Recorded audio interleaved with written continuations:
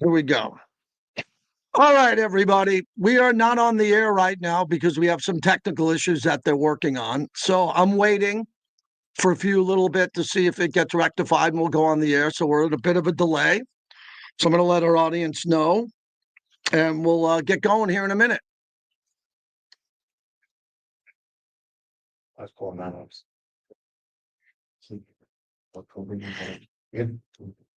That's all I think. Yep. No, I just found out about this. So we'll let the tech guys work on it and we'll get going here in a minute. We're hoping once we go over the air, we'll start the stream again and we'll go from there. So this is just me and the bricklayers talking for a little bit with Clay. Clay, have you experienced anything like this before? Never again. Never before. So, no, Not since the great blackout of 2008. Yes. We haven't seen this before. Yes. So, yeah, that's what we're doing today. And, yeah, we'll just sit here and talk. Why don't we do some brick question and answer? And I'll include Clay on this too. Clay is here. Clay, come on over. Sit down for a minute. Let's do All right. sit down and we'll do Q&A with Clay and JT. How about this? And anything goes. So go ahead, fire away. These are our bricklayers. It is a radio show. It is a live radio show. Yeah, it's great to see you. Great to see everybody here. And that's about it. I wore my Got Ring shirt. Yes. Look at my son. My son did the overlay with the Q. I love that. All right, so fire away. Anything goes because we're not on the radio. Now, why did you wear this shirt today? What prompted you to wear this beautiful shirt? I wore this shirt today to troll the Dodger fans because the Dodger fans, as you know, did you know that the Dodgers only have 8 rings?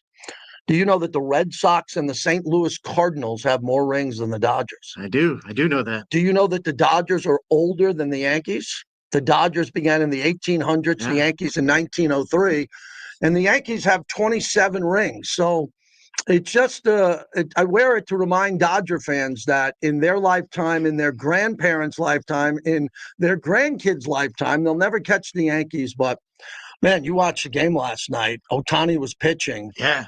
We should have realized by him going that late into the evening before and being on base 9 times would have an effect on him. And if you have an offense like the Blue Jays that can make you work for your every pitch is being batted, fouled off, held up. They're not intimidated also by Ohtani. So for the Blue Jays themselves, this was a point at which they could go and change the momentum of this series by taking advantage of the Babe Ruth of the modern era, Shohei Ohtani, because once you take that power away, now the rest of the Dodgers appear to be vulnerable. Yeah, what's interesting to me is I saw earlier today, Toronto's got 6 guys batting over 300. Right. They're really good, and I didn't think they would be that good. I knew they were good this year because they beat the Yankees. Yeah. I didn't think that they would be good enough to compete with the Dodgers. What I meant by that is I thought that they would eventually win in 5, maybe 6 the latest. Now it feels like we're going to get 7. Do you ever feel like because the American League East itself, you can have inflated power numbers and batting averages because of Toronto, where they play Camden Yards, Baltimore, Tampa Bay, where they're in St. Lucie, they're not ballparks, but they're like airport strips where the ball just carries out all the time. And you get these inflated batting averages, kind of like the PCL in minor leagues. But it makes you wonder, does that even translate to a World Series? But it's showing you that it is. They kind of remind me of those 2005, 2006 Ozzie Guillen Chicago White Sox, with a bunch of bump boppers in the lineup and fireballers in the bullpen. Yes, and they're really good, Clay, and with 2 strikes. When there's 2 strikes, all of a sudden these guys are they're assassins. They just foul the ball off, and then they get a pitch that they're waiting for, and then they put it in play. The key to this series, in my opinion, is that Toronto puts the ball in play. Yes, and when you put the ball in play, anything can happen, even at the highest level. So it's a best-of-3 game series now. The Dodgers can still win in 6. The Dodgers have Blake Snell going and Yamamoto going. So as much as I think the Dodgers are up against the wall, I believe that the Dodgers will still win the series. How about a prediction from you? All right, I still like the Blue Jays to pull it Wow. off just because they're riding this momentum and they're fearless right now. It's crazy to see a team that's not afraid of the big bad wolf. And the Dodgers themselves are trying to figure out how do we remain consistent. Even Dave Roberts yesterday was kind of talking about like we haven't been able to find that momentum in several innings, and they are boomer bust at the plate, aren't they? It's swing, miss, or swing for the fences. Well, whenever Clay and I have been doing this for almost 30 years, and whenever there's technical issues, we let the technical guys go to work. Yeah. And I think something really positive is going to come out of this because I think we created a new platform. I think we have too. I feel comfortable with you. You feel comfortable with me. This is very interesting programming here. So let me get to what I think's going on with the Raiders. And I really believe after interviewing Pete Carroll yesterday that the Raiders have a little bit of a problem going on heading into this game. They're coming off the bye week. They brought in Tyler Lockett. That's a signal to me that Geno isn't right. And they brought in someone to further help Geno, which I'm good with if it helps the Raiders win. Like, remember, they tried Amari Cooper. And if Amari Cooper would have helped the Raiders win a game or two more games, I would have been fine with that. Yeah. But what's interesting here is I'm not going to say it's Geno's last game because we saw Aiden O'Connell is back, as you know. Yeah, clear to but practice. This has got to be a game, in my opinion, where Geno Smith has a breakout game. And he's got to win the game. If he wins the game, Pete Carroll's really happy with a win. You know, Pete doesn't tear down the team if they lose. Right. Yes. If they win, he'll build the team up. But I really believe that Geno can't walk off this field at Allegiant Stadium with a bad performance. He can't because he's had too many of them now, and we're coming off the bye week with Aiden O'Connell coming back, Kenny Pickett, who the Raiders traded for. I think I'm not going to say do or die because they could want to play with Geno the entire year, no matter what the record is. But don't you think this is pivotal? It's pivotal. It's going to be a dogfight, but at the same time, to go and find that point of which, do you finally feel comfortable at quarterback? Does Geno Smith finally feel more comfortable with having the familiarity of Tyler Lockett? Because this is a guy that caught over 200 balls with Geno Smith in Seattle during those 3 years, and at the same time understands where Geno needs wide receivers to be, especially on third down and to extend drives. So maybe like Tyler Lockett's not going to be that breakaway high flyer that we used to normally see him over in Seattle. But I think what he can do is extend drives, and he can be there and allow Geno Smith to have, all right, I can be comfortable with him and still set things up with Ashton Jeanty, because we saw how they could play with Ashton Jeanty in that Titans game. It wasn't pretty. It looked very vanilla. But maybe Tyler Lockett's that missing piece to help them figure everything out while they get the two tight ends going, because it appears that Brock seems to be healthy enough to go. I wonder what percentage that is, but it's still better than what it was. We are experiencing technical difficulties. I've always wanted to say that, but never when I was on the air. We're experiencing technical difficulties, but we're doing this live feed because what's really ironic about this, when a radio station goes down, and we're down now, for no one's fault, it's a technical issue. This is the future of radio. Yeah, it is. Yeah, we are at the future of radio where you can go to a streaming device, right? There's Clay and I right there on Twitter, on X, on YouTube, and you can provide some content. But as Clay knows, I only provide content for so long when there's technical problems. I have a principle on how long I go during technical issues. So we'll go a little bit longer here.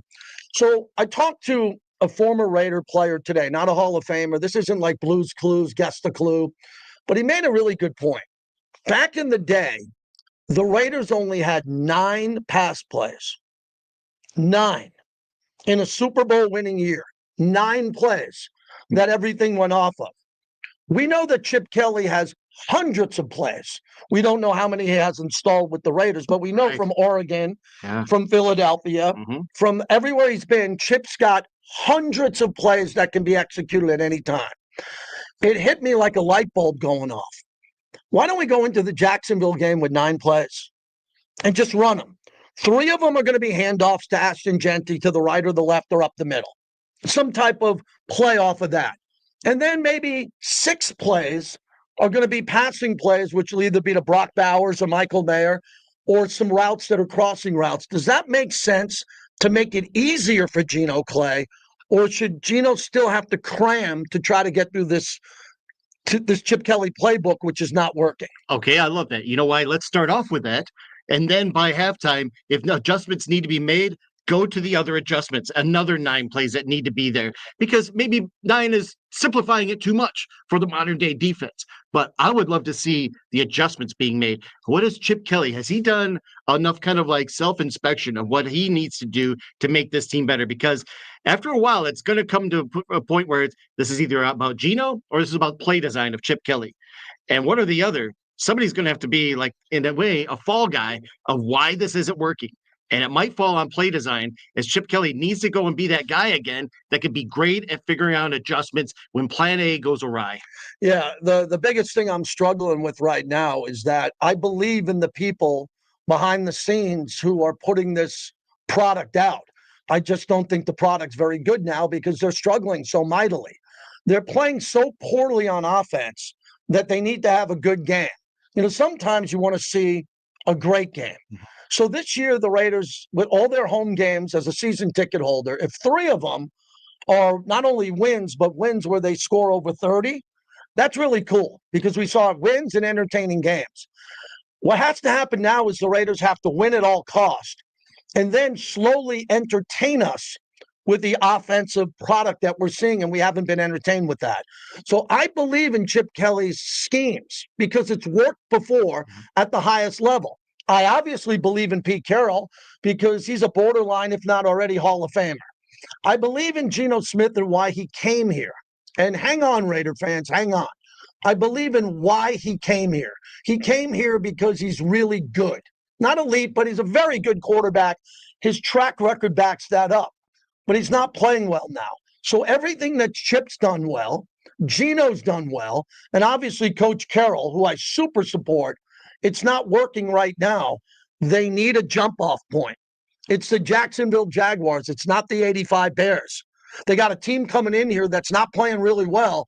This has got to be the game, Clay, where they have a breakout performance. And I love what your conversation with your former player, the former Raider, when you talk about when the championship era, 9 plays that they had. And this is something that you see on great teams where even like Andy Reid and the Chiefs, when you talk about how Kelsey can always find a way to get open, to curl out, they have these go-to plays that constantly work and move the chains and provide confidence in the rest of the team moving down the field. Can we get to that point? Because really, Andy Reid does a lot of misdirection, but they're primarily similar plays each and every game. So why not get to that? I would love to see what that could provide, because maybe simplifying things a little bit and adding this, the physicality on the offensive line. We saw a couple weeks ago when Miami went up to Buffalo on a Thursday night, and they just started thrashing everybody around on the offensive line. That set the tone for the entire game. Miami lost, but they gave one hell of a performance. If the offensive line comes out crazy physical like that, I think 9 plays, simplifying the offense, that does work. Getting back to Andy Reid, the same former Raider player I talked about today, that was my question. Well, how come Chip's got as many plays as Andy Reid? And he started laughing. He goes, because Andy Reid has a mutant for a quarterback. So he has Patrick Mahomes, who can break down any play and work off of any play when it breaks down. Geno's supposed to be able to do that.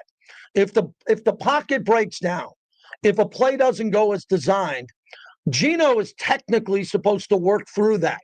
At $40 million a year, he's got to figure out quickly in real time. I'm talking bleep in 2.2 seconds. His mind has got to say, that play didn't work. I'm going to this, or I'm taking off and running. Geno's not running this year. So I'm hoping that Geno runs against Jacksonville, because let me tie it into another game. Jacksonville beat the 49ers on Monday Night Football a couple of weeks ago. Yeah, that was crazy. Trevor Lawrence ran for his life, like his golden locks were on fire. And I think he ran for a couple of reasons. Number one, he's getting so much pressure, kind of like Geno's getting with the media. Trevor Lawrence is not liked in Jacksonville. Quick secret, he is not liked in Jacksonville. Jacksonville fans think he is underachieved. So I think Trevor Lawrence said on Monday Night Football with Troy Aikman in the house and the whole world watching, I got to do something differently. And he ran the ball. Well, I hope that Geno does that. And Geno says, if my offensive line can't be perfect, and they're not perfect, I'm going to do some unique things that I know I can do. I'm really concerned that Geno hasn't been able to run it this year. It makes me wonder why, because normally if you're not able to connect with receivers, there might be a trust issue of whether you're going to be open or not. But running is something you do individually. That's a solitary confinement where you move your ball, you move the ball on your own. You know where the holes are going to be. For Geno Smith, that year where he became the comeback player of the year, he ran for over 500 yards. And even go further with the Trevor Lawrence game against Kansas City, there was 10 rushing attempts for over 50 yards. The magnitude of the runs meant everything. Geno Smith has to unlock himself to go and run for these first downs the way we know he could. It doesn't mean he has to be the running quarterback. He doesn't have to be Michael Vick, but he has to do something to go and create some sort of stability so the offense stays on the field. And that will finally start building some opportunities. And at the same time, Jacksonville, they have been very opportunistic on defense. Devin Lloyd, the linebacker, 4 interceptions and a pick 6 already at the linebacker position. That's a little dangerous. So you see how their defensive linemen come back in press coverage and pass coverage. I would like to see Geno Smith actually go and notice that and run the ball for a few yards and try to use his speed and guile to get little first downs here and there and chop up the field. Yeah, I would agree on that. So as we're kind of working through this issue here over at the station, we're going to stay here for a little bit and see what happens. But we wanted to make sure you guys know that the content today on the flagship of the Raiders, we wanted to give you some in regards to this game against Jacksonville. I can't see a path for the Raiders to have a successful season without beating Jacksonville. Okay, that's really what I wanted to get to. That was going to be my topic today. I think the Raiders could have some success this year. New players, milestones that could get Ashton Jeanty going, whatever it's going to take. But I don't think if the Raiders drop to 2-6, there's any type of path for much of anything. So I would treat this beyond a must-win game. I would hope that the energy at the stadium, because there should be just Raider fans there. There are not going to be many Jacksonville fans. And I think that Pete Carroll should have them coming out of the tunnel really good, solid, and desperate to win. What do you think? I think you're right. And I think, we heard some scrums from this week in the past week, rather, of guys in the locker room. And you could hear there was a lot of energy and a lot of exuberance. And while you might hear like listeners be like, what the hell are they having fun for? They should be just angry and upset. But the only way to actually go and make turnarounds is having that kind of energy, that enthusiasm that Pete Carroll has been able to provide always, because that shows you desire, that shows you fight, that shows you guys are still willing to fight for each other and play hard for each other. That's exactly what you need right now. A win like this provides a proof of concept that the philosophy of Pete Carroll is still intact. But if they get trounced again, if it's like a really horrific loss, it makes you start questioning everything that you've done since the end of January when you hired both Spytek and Pete Carroll. So this is major for them as well. It's an historic day today. JT the Brick and Clay Baker. Dating, when did we meet each other? Or do you know the year? Because I started at Sports Fan in 96. Right. And I started in 99, January of 99. January of 99. Right. And Sports Fed Radio Network was like the grandfather of all sports networks around the country that put all these AM and FM sports stations on a clock, and during the era of automation. And there was no podcast. If you wanted to hear JT show, you had to listen to JT show and the Night Riders from the 206 and CDE and everybody that would combine and make that audience. It was a show among shows. And we all kind of like, even though we kind of worked off of Tropicana in this corner studio, it didn't seem like this massive network. But when you had 300 affiliates around the country, you knew the breadth of it and the impact was there. Yeah, what I'm so proud about in those years is that the amount of people who listened in all different day parts. Not that people don't listen to sports radio anymore. They listen more on demand. But back then you had to listen live. So the amount of people that listened to me in the middle of the night back east and early evening out west, still to this day, I bump into these listeners on this platform and all these other platforms. But again, as none of the suits are around here right now. Yeah. This is interesting. And I remember somebody came up to me a month ago and asked about Wacko Night on JT the Brick Show. And it was kind of like a response to Art Bell's show that was running on other networks. They would be talking about werewolves and UFOs and black helicopters. And you could call up the JT show and talk about anything. It was Wacko Night. That was almost 28 years ago. Somebody remembered that show. Your show, people take with them and they have a memory of their favorite moment. And they keep it with them forever. It becomes an unforgettable time and space, but they never forget it. And a lot can happen to you in about 28 years. And they never forget little Yeah. things like Wacko Night and the things you've said and done. It's funny you say that because this Friday is the Jim Rome Smack Off, and I won the I won the my first. God. This is the 30th Jim Rome Smack Off. So it used to be in April, and now they're moving it to October this year on Halloween. Oh, and we'll be at La Casa Cigars on Friday. Perfect. Doing the show. Hopefully it won't be a live stream. Hopefully it'll be a radio show, but we should know by then. But what a great time to celebrate the Smack Off with a stick and a little cognac, a little Remy Martin. And let's say this before we sign off.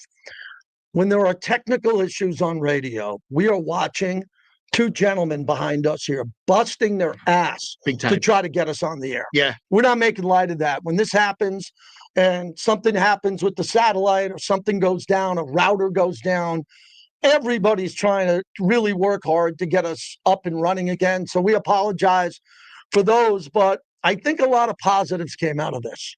You and I, my brother, the first time we've done long form, and we've known each other for a while. Secondly, proving my point to my partner, Andrew, here, that the radio show is YouTube. That's the radio show, because we're just proving it today. It's nice to have a radio station. That's our bread and butter, but it's nice to have this in case of, would you call this an emergency? Yeah, it is. I would say a dire emergency. In a dire emergency, we have the YouTube channel here. So what we're going to do is we're supposed to have Levi Edwards on. We're supposed to have Vinny Bonsignore on.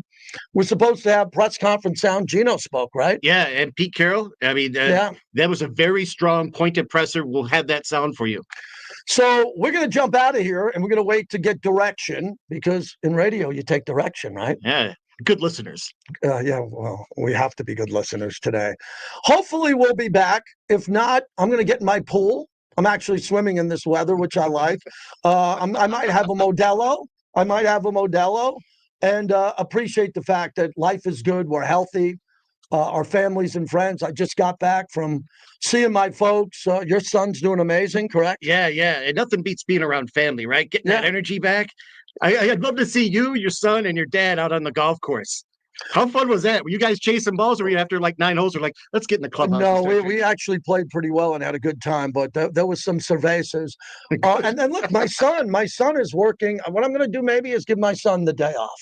Hey, yeah, we'll give my son Jason the day off, and if we come back, we'll alert you on all our social media channels. Thanks for hanging with us today. We apologize for the technical difficulties. Man, and I wore my shirt to bust balls today. I really wanted to bust balls of the Dodger fans. Maybe we'll be back in a bit.